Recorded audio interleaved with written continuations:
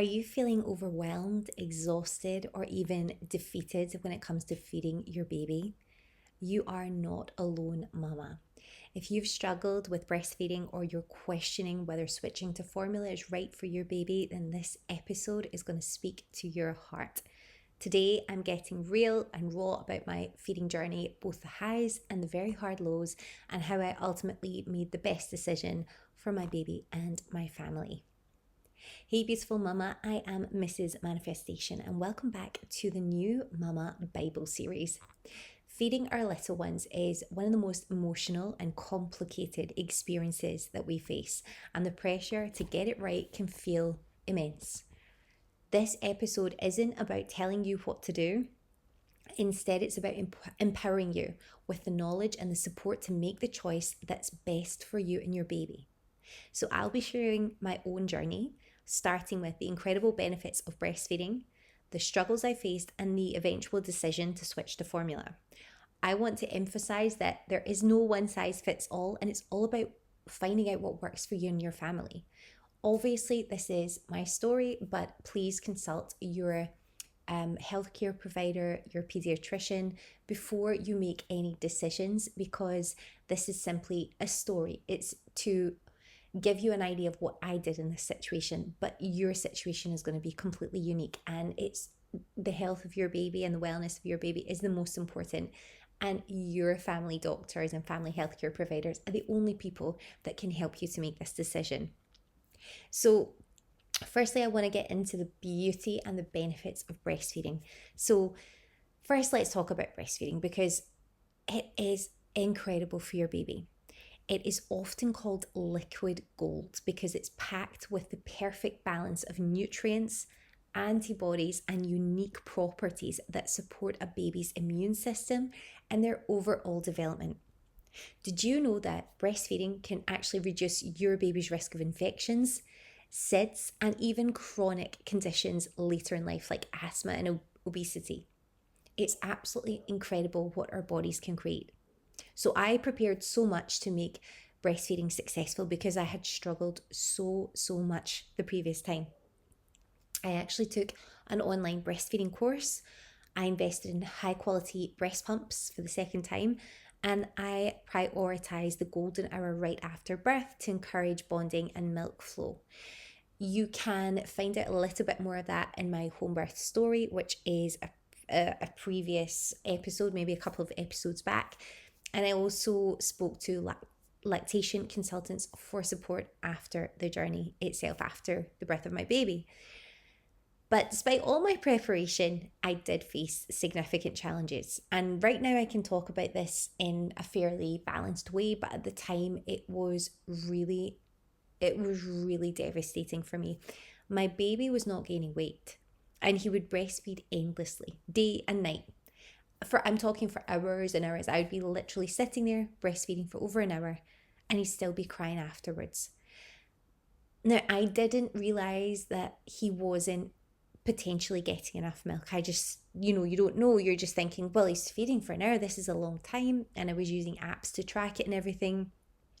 As they say, he was having wet nappies, all of that. So things seemed to be okay. Nothing seemed to be drastically wrong, but his weight was not going up, and that became increasingly more stressful for me, because it meant that the healthcare visitors would come, the midwives would come over the course of the next week, and they kept saying to me, your baby's not gaining weight, and you think that you're doing something wrong. And I'm sitting there round the clock breastfeeding. You know how very exhausting, demanding, and it can be like agony sometimes. You're doing all of this and still getting nowhere. And the pressure that was being put on was just absolutely immense. We weren't having a second to ourselves, because the midwives, just doing their job, they want to make sure everything's fine, but there's a lot of check boxes they have to do. They were like insisting to come in every single day and just showing up, and it's like, we can't have any time to ourselves. We don't have a routine. It was just exhausting. So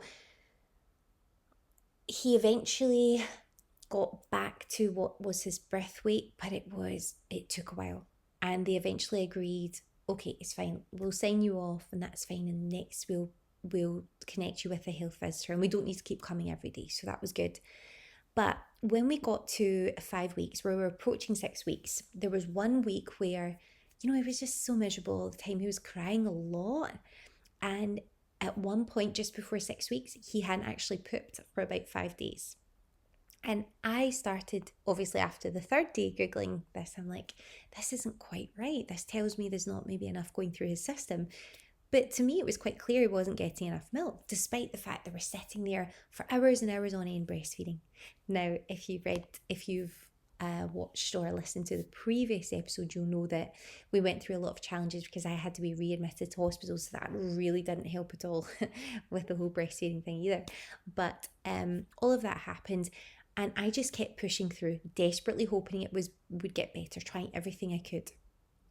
And we eventually saw a doctor, because I wasn't happy about the fact that he hadn't had a dirty nappy in 5 days, and they referred us to a children's specialist. At that point, 6 weeks into my baby's birth, after all the checks, after all the visits from healthcare professionals, after having, people constantly coming in, checking, doing all these things, we finally discovered that my baby had a tongue tie 5 weeks in. And by then, my milk supply was so poorly established that I just felt lost, exhausted, and like I was failing my baby. And I actually felt like I'd been failed, because I felt like the check boxes were all done. Is the baby doing that? It was just like very much like checklist. But the clear thing would have been to maybe check his tongue to see if there was anything going on there, if there was any difficulty with his breastfeeding because of that. But that was never done, and I just find that mind-blowing now. But that's the way it was.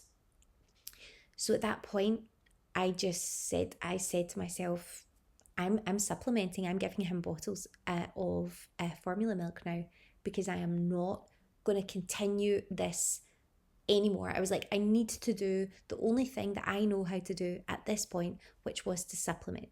So I breastfed my first child for 9 months through constant pumping. She was exclusively breastfed, but through breast pumping. And honestly, it had taken a severe toll on my mental health. Severely. You mamas that are exclusively pumping, you know how hard it can be. But now with 2 children, one of them going to school and me having to take care of her and doing all the extra things that you don't have to do when you just have one baby, I couldn't put myself or my family through that again, because I just knew that I had to prioritise my mental health for the sake of my whole family. Now, with 2 little ones to care for now, pumping was not sustainable.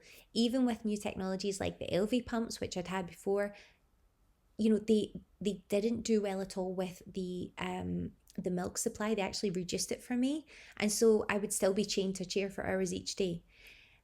I knew that it was time to start explore formula feeding, and after thorough research, I made the switch to Kendamil Organic, and I actually decided to phase it out rather than just supplementing, because again, it was taking hours on end. He was finding it so difficult with his tongue tie, and I made the decision, we're going to move on. He's been breastfed for 6 weeks. He's had so much benefit. Now it's time to move on.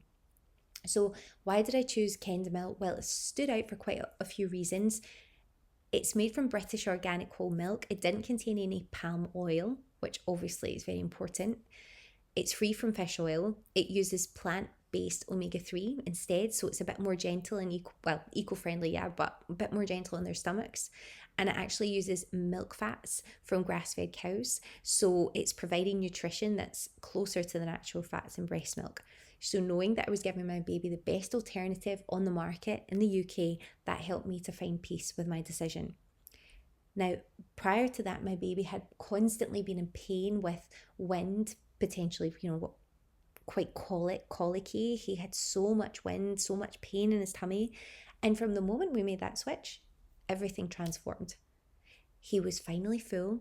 He was happy. He was thriving. The crying just turned into smiles. He started sleeping better. His weight gain was right on track. It was incredible. And it just felt for me like the clouds lifted. I began to enjoy motherhood, and all that wind just went away. I have no clue. It just went away. How is that possible? You would think that would be the opposite, but that's what happened. And I was then able to feed him on a proper schedule. And it brought just so much calm to our lives, and I could finally relax and be present. It wasn't an easy choice, and my husband, initially, he thought our baby would be fine if we stuck with breastfeeding, but deep down, I knew something had to change, and I was on my own to make that decision. I felt very lonely making that decision, and I felt it was all up to me, but no one could support me. It's a very weird situation to be in, very difficult situation to be in, because if you've ever felt, I don't think you realised he was doing it, but the pressure from your husband, oh, it's fine, just keep going, and like you're at breaking point, but you're like, well, it's not working. And you feel like you're responsible and you hold yourself to blame, is hard. But intuitively, I know that I made the right decision, and I've never looked back. My husband could then do some bottle feeding. He could take part in that. He could bond with the baby more. It was the right decision. Now, I have so much admiration for mamas who dedicate themselves to exclusive breastfeeding. You hear my little one getting up now, and I know how hard it is when your supply is low and stress levels are high, but I also deeply respect mamas who make the best choice for themselves and their families, even if it means facing judgment from others, because there is no judgment that should ever be applied in this situation where it's about feeding your baby. In my opinion, feeding isn't just about nutrition. It's about the energy you bring to your baby, your family, and the mindset that shapes your journey as a mother. Mental health is so crucial, especially when you're at the center of your family's well-being, and breastfeeding, formula feeding, it has a huge impact on all of that. Remember, you're the heartbeat of your family. You are at the center of their happiness, and if you shine bright, your family will feel it. I want to give you a few resources if you're breastfeeding, you want to continue your journey. There are some amazing breastfeeding courses online. Go and have a look. There are lactation consultants. All you have to do is ask your midwife or your healthcare provider. They will give you specific resources for your lactation consultants. I use Kendamil Organic Formula. You can check out their website for more information. But again, that's not a recommendation to you. That's just what I find useful. And there are also tons of mental health resources for postpartum mamas as well. Make sure that you ask your local authority and your healthcare providers for this support. And there's lots of groups and things on Facebook where you can connect with other mamas. Now, if you are struggling, if you're unsure about your feeding journey, you are not alone. I want you to understand this. It feels very lonely, but you're not alone, okay? This isn't about choosing sides. It's about finding what brings peace, joy, and health to you and your baby. I hope this episode helped you, and I'd love to hear your thoughts, your experiences, or your questions in the comments below, or on Instagram at mrsmanifestation_. And remember to tune into the next episode, because I know that you're going to find this Mama Bible series super helpful. I'm sending so much love to all the mamas out there making these tough but beautiful choices every day, and you will know intuitively what the right thing to do is. Don't forget to visit mrsmanifestation.com/new mama to access the free 10-day new mama mini course. I've made it just for you. It's going to be some helpful tips, support, and guidance delivered into your inbox, some motivation every single day of your new mama journey. Have an amazing day. Sending love, and I'll see you in the next episode.